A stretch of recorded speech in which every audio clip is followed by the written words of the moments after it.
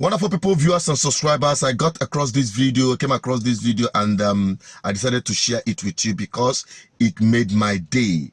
And I believed there is hope when you have good people in the corridors of power who will, in the system, tell truth to power. This woman is an example of a great African woman. I'm reminding you, as a Muslim, I am not scared of death. I'm scared of the day of judgment.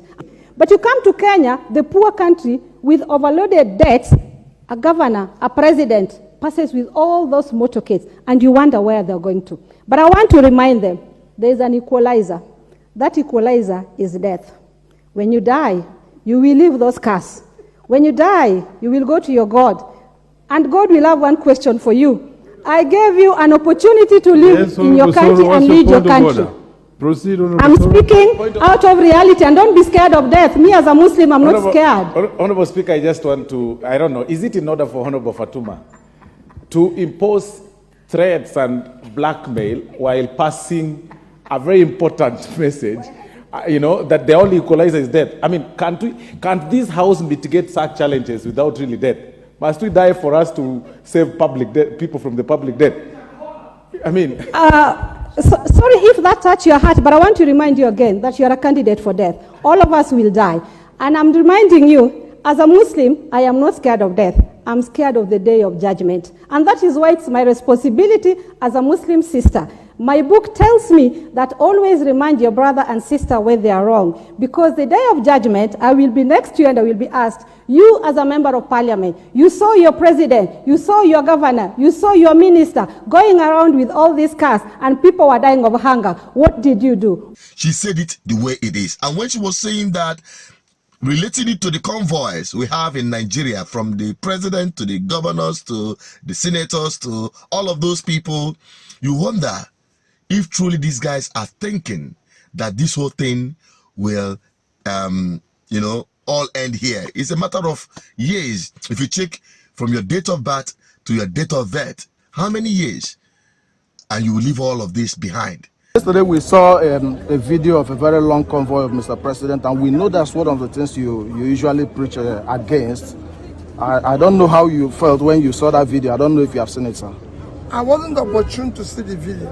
It consisted of 124 cars. I wasn't opportune to see it. You are just telling me. But let me tell you what I've always said. The present Nigeria requires that all those who serve and lead must do so by example.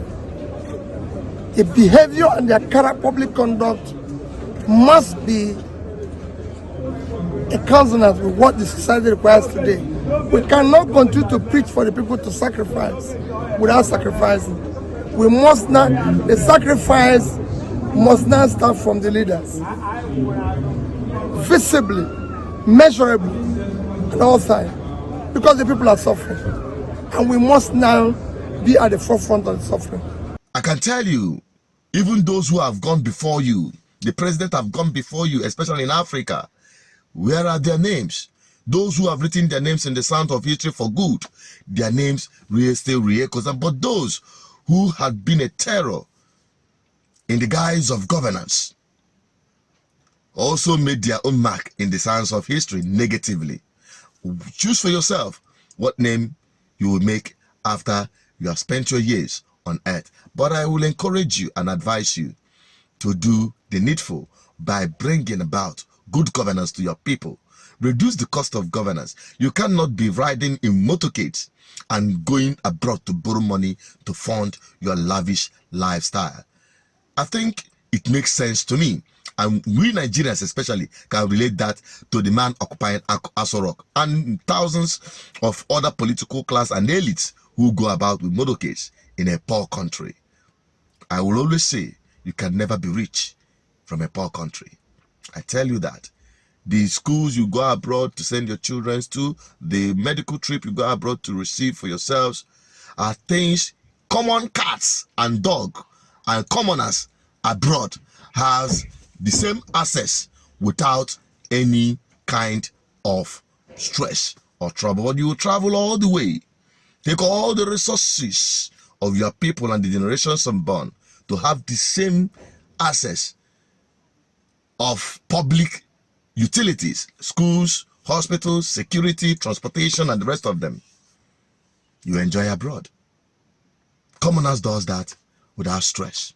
So you see how you can never be a rich man in a poor country. So let these words make sense to you and start thinking to better the lives of the people with the little opportunity you have to serve them.